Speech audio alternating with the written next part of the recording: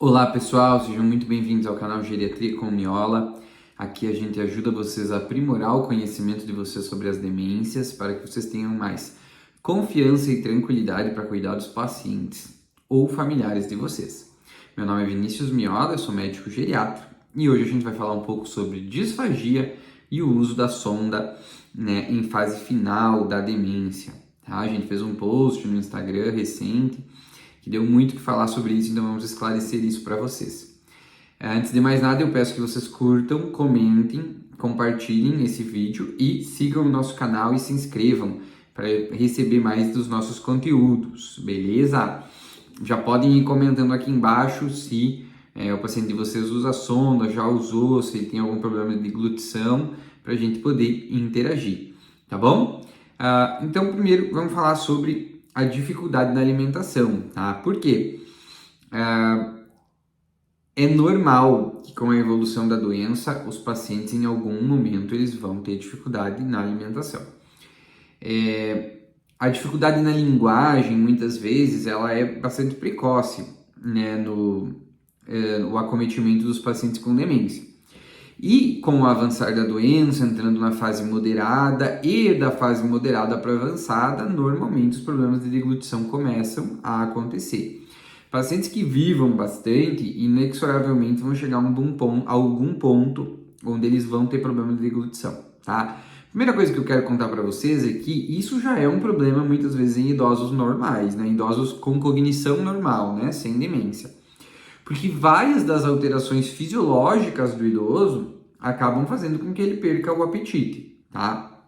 Por exemplo, perda das papilas gustativas, né? Então, as papilas gustativas que ficam na língua e que dão os gostos da comida, né? Com o processo de envelhecimento, elas vão se perdendo e o idoso tem uma maior dificuldade em sentir o gosto da comida, né? Isso faz com que muitas vezes ele tenha um apetite menor, ainda mais se a dieta dele estiver baseada em comidas meio sem gosto. Ele vai sentir ainda menos o gosto das comidas e isso vai dar menos prazer para ele, né? O nosso ato de alimentação, ele está intimamente ligado ao ato de prazer que a gente tem em comer. Então, com essa perda do gosto da comida, acaba que os idosos têm menos vontade de comer. Outra alteração comum nessa faixa etária é da arcada dentária, né? Dentes e boca. Então, a gente tem que perceber que eu posso ter mais propensão a cáries, afta, problemas na gengiva, né? Alterações assim. E tanto no idoso saudável quanto no idoso com demência, é importante que a gente lembre da cavidade oral, que pode ser um dos motivos pelo qual ele está tendo problema na alimentação, às vezes porque ele não está com os dentes adaptados, não está conseguindo comer direito, tem dor no dente, especialmente nos pacientes com demência. Por quê? Porque eles vão ter mais dificuldade em relatar dor, relatar dificuldade, né? Então a gente tem que lembrar, às vezes, dar uma olhada na boca, levar o paciente no dentista uma vez por ano, né? Para ele ter uma revisão e ver se está tudo bem com essa questão da arcada dentária. Na musculatura, a gente também tem alterações, porque pensa, o idoso muitas vezes acaba perdendo massa muscular em todo o corpo, né? Principalmente a massa muscular esquelética relacionada aos membros, né? Que dá uma parte da força muscular dele, né? Braços e pernas. Mais um pouco ele acaba tendo uma perda de massa muscular nos músculos da deglutição, né? Então muitas vezes ele pode ter uma maior dificuldade para deglutir na orofaringe, por causa de uma perda da massa muscular, né, na faringe, no esôfago. Então isso pode fazer com que ele tenha um pouco mais de dificuldade também para deglutir. Ele tem um menor tônus do esfíncter esofágico inferior, o que faz com que ele esteja mais propenso a refluxo. O esvaziamento gástrico é mais lento, o que faz com que às vezes ele fique mais estufado a depender da comida.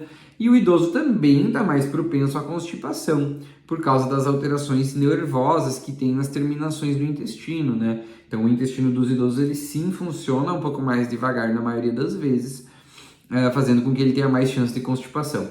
Isso tudo somado, essas alterações já no idoso normal, fazem com que muitas vezes o apetite deles esteja prejudicado, né?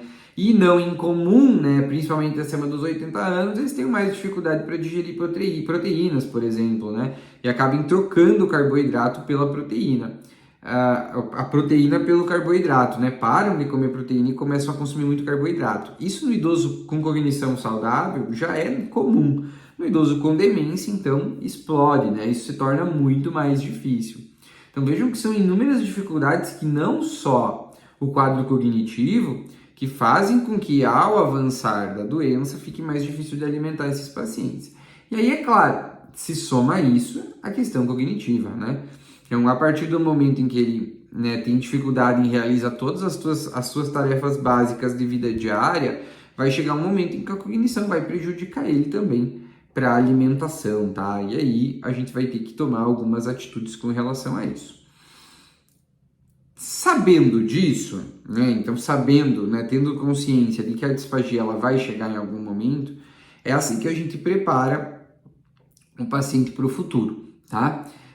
Olha aqui algumas considerações, né? Uma dúvida que muita gente acaba perguntando. Doutor, e a fonoaudióloga? Qual é o momento de introduzir, né? Qual é o momento dela começar?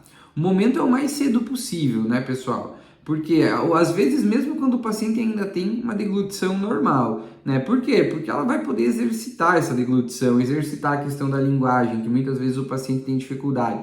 Fazer exercícios na cavidade oral, estímulo neurológico, que vão fazer com que provavelmente o paciente atrase, né, essa perda na deglutição com o tempo, né? Então, geralmente, a introdução do tratamento fonoaudiólogo, antes mesmo do paciente começar a ter sintomas de disfagia, ele vai ajudar a atrasar o período ou melhorar a adaptação do paciente assim que os problemas de disfagia começarem. Então, o mais precocemente possível que vocês tiverem condições de ter um acompanhamento fonoaudiólogo, melhor, tá? Segundo ponto, né, então a respeito da fonoaudióloga se você já está tendo sintomas de disfagia, tem que começar já, né? Ela vai ir lá, ela vai atender, ela vai fazer vários testes para ajudar você a adaptar a consistência da dieta que melhor se adequa para o paciente naquele momento, né? Claro, o médico também pode fazer isso, mas ela é a profissional especializada, né? Às vezes o paciente engasga com água, então tem que usar espessante, ou usar líquidos mais densos, né? Porque o paciente já está engasgando só com líquido, então a fonoaudióloga vai ajudar a gente, como médico também ajuda, né, a fazer essas adaptações, mas eles são os profissionais mais indicados para atuar nesse momento, tá? Eu acho que isso é bem importante da gente comentar sobre o papel do fonoaudiólogo e a importância, né, no acompanhamento desses pacientes. Bom, mas vai chegar algum momento que o paciente começa a ter dificuldades para deglutir, ou mesmo para engolir ali, né, na hora da alimentação, mas que ainda, né, não precisamos nos preocupar com sonda, porque ele ainda come razoavelmente bem. Nesse momento, qual geralmente é a principal dificuldade? É quando os pacientes começam a comer e muitas vezes ficam com a comida por muito tempo na boca, né? Então isso é uma característica muito comum dos pacientes com demência. Eles ficam com a comida por muito tempo, ficam com a comida enrolando e demoram para engolir, né? Então isso é uma característica que acontece com certa frequência. Então sobre isso que eu quero comentar com vocês é que a primeira coisa é ter paciência, tá? Eu tenho muitos... Desculpa, pessoal. Eu tenho muitos pacientes, às vezes, né? Até pessoas comentam no Instagram que o meu paciente não come de jeito nenhum. É muito difícil disso acontecer. Por quê? Porque a fome é inerente ao ser humano, né? A gente precisa comer para se manter ativo, para se manter fazendo nossas coisas. Então a fome ela vai vir em algum momento. O que acontece na maioria das vezes é que os pacientes comem menos do que a gente gostaria. O que é importante com relação a isso? Vocês precisam entender uma coisa. O gasto energético desses pacientes ele é muito baixo, né?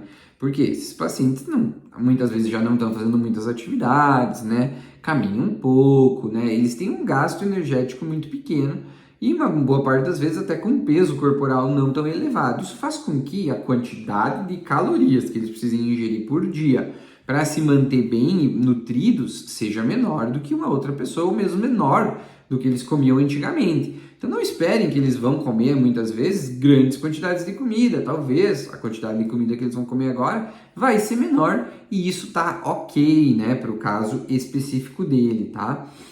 Quando ele começa a ter essa questão de enrolar, ou às vezes cuspir comida, a primeira coisa que eu sempre digo é ter paciência. É óbvio que a gente sempre fala isso, né? Não entrar em confronto, ter paciência, e eu sei que às vezes é difícil, né? Não é fácil, né? Se você fala assim porque você não tá aqui, é claro, então a gente sabe que é difícil. Mas mesmo assim, isso é comum com esses pacientes que eles tenham um tempo maior para fazer as alimentações. 45 minutos, às vezes 1 hora, às vezes 1 hora e meia, em que eles ficam ali enrolando um pouco até eles deglutir. Então, ter paciência é importante, tá? É importante também que esse momento da alimentação seja um momento que não tenha muitas distrações, ou seja o cuidador e o paciente. Por quê? Se tiver muito estímulo no ambiente, ele facilmente se distrai, né? Então, ele pode começar a prestar atenção nas outras coisas, esquecer ainda mais de comer, né? Então ele não prestar atenção na mastigação, na deglutição e aqueles outros estímulos do ambiente prejudicarem ainda mais o foco dele ali na questão da alimentação. Então esse é um momento importante que seja o cuidador e o paciente juntos ali para comer, né? Muitas vezes você pode comer junto, inclusive para estimular ele, né? Não quer comer? Mas olha que bom que tá, vou pegar aqui um pouquinho e você come na frente dele, come a mesma comida, mostra para ele que é seguro, mostra para ele que tá gostoso, né? Então isso é uma coisa importante. E não deixa a TV ligada, o rádio ligado, muita gente correndo para cima e para baixo, que isso também prejudica o paciente na hora da alimentação. Outra coisa que a gente tem que comentar aqui, que acontece com muitas famílias, é chegar nessa fase mais avançada da doença e quererem fazer grandes dietas para os pacientes, né, pessoal? Poxa, se o cara já tem perda da papila gustativa, já tem dificuldade de comer, você for lá e fizer uma comida meio sossa para ele, aí nem eu tenho vontade de comer, quem era, né, o nosso paciente com demência avançada. Então, assim, a comida precisa ter gosto, precisa ser uma comida boa, né, que seja ao mesmo tempo nutritiva, mas seja comida boa, que ele goste, né, de preferência coisas que ele gostava de comer, né, sempre que a gente puder adaptar, isso é importante, variar o cardápio, num dia fazer uma coisa, no outro dia fazer outra, né, porque assim como nós vamos todos os dias comer a mesma coisa e enjoa, ele também enjoa, então a gente precisa variar, né, e precisa dar gosto para a comida, tá, isso é muito importante, porque senão, comida ruim ninguém gosta de comer. Né? Então, assim, a gente tem que ter esse cuidado, né? Além disso, é importante a gente variar o cardápio, mas muitas vezes, quando a gente for servir no prato, não servir tudo de uma vez, né? Então, enche lá, coloca arroz, feijão, carne, repolho, alface, tomate, tudo dentro do prato e pede para ele comer. Por quê? O paciente tem mais dificuldade na função executiva, ele tem dificuldade em tomar as decisões. Então, às vezes, se tiver 6 tipos de comida no prato, ele vai ter dificuldade em escolher por onde começar e não começa, né? Então, se tu der só 2 opções ou uma opção, vamos comer primeiro aqui o tomate. Aí come o tomate, né? Depois come o repolho, depois come o arroz e o feijão, e aí um pedacinho da carne. Então, isso também facilita com que esses pacientes tolerem a dieta, tá? Então, isso é também algo bem importante.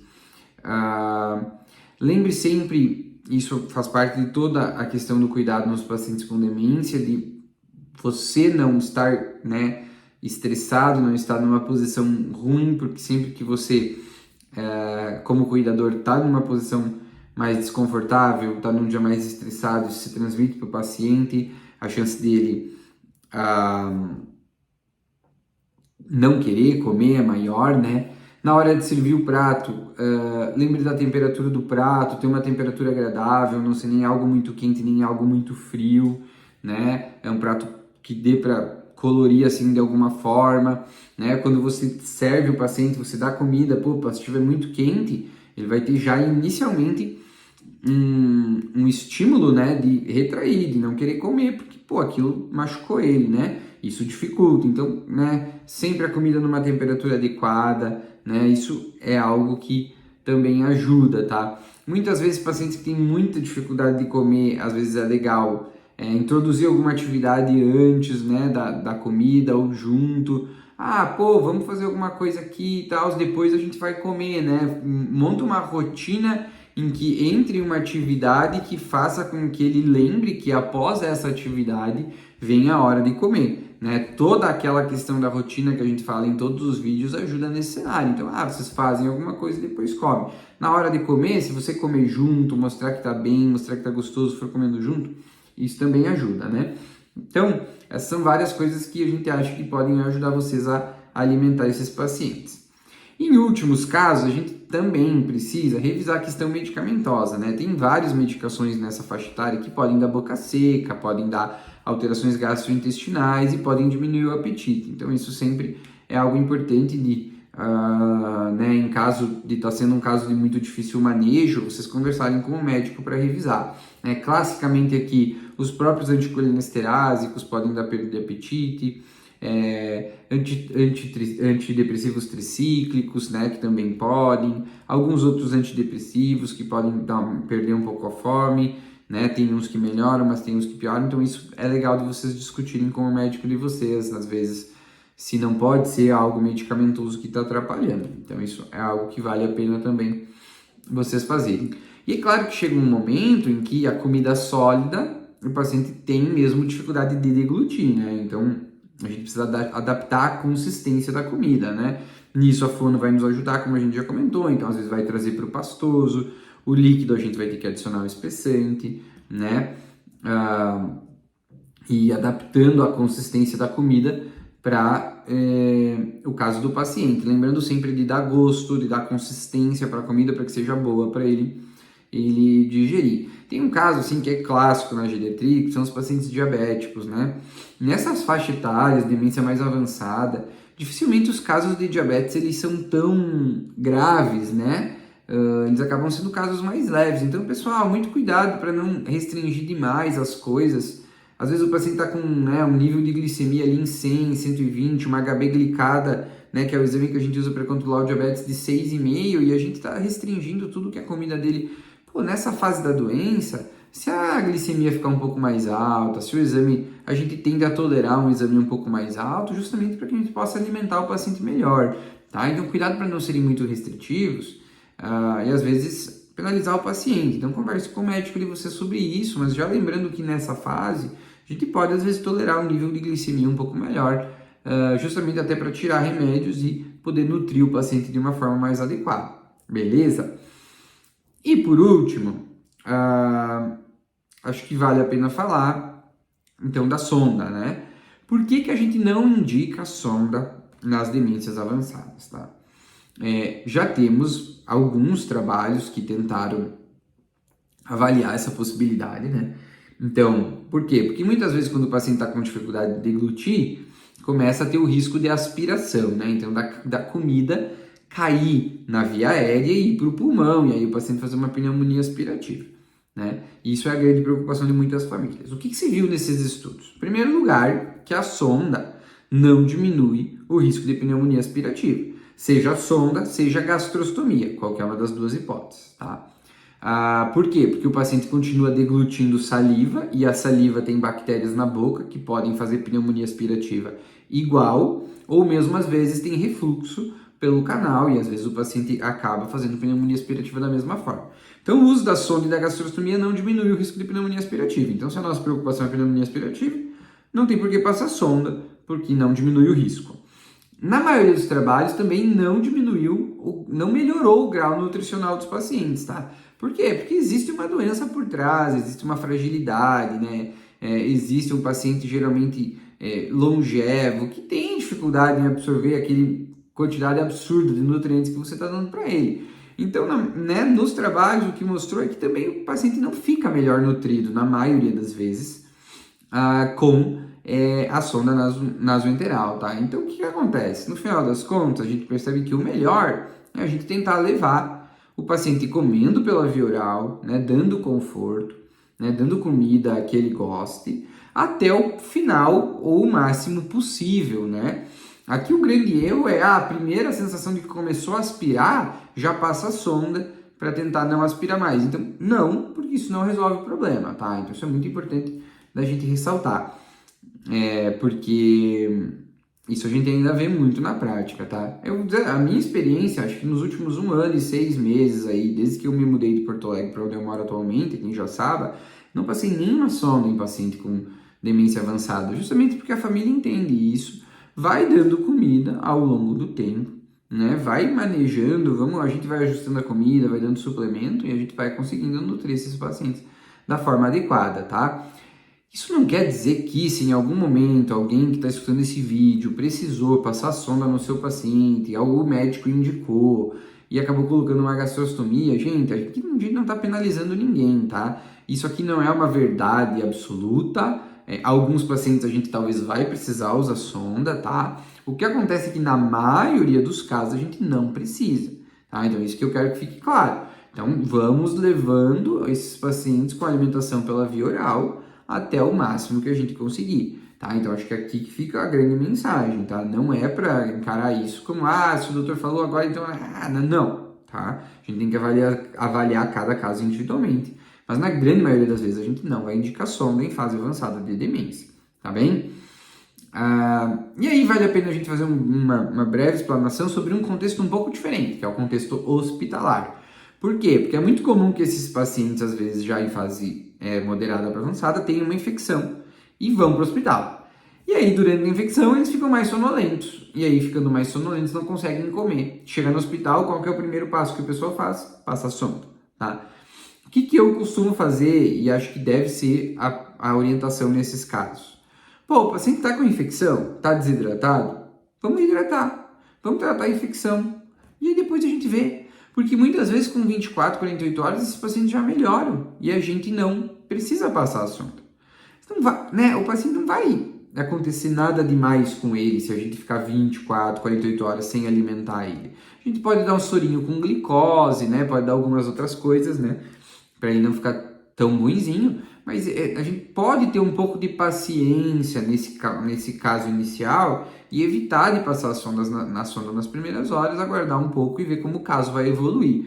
Em não evoluindo, o paciente continua muito sonolento, não consegue comer, se a gente achar que é adequado, a gente passa a sonda. Mas muito cuidado, principalmente em salas de emergência, que às vezes o emergencista não está tão acostumado a cuidar de pacientes com demência avançada, que a primeira coisa que ele faz é passar a sonda. Opa, calma, né?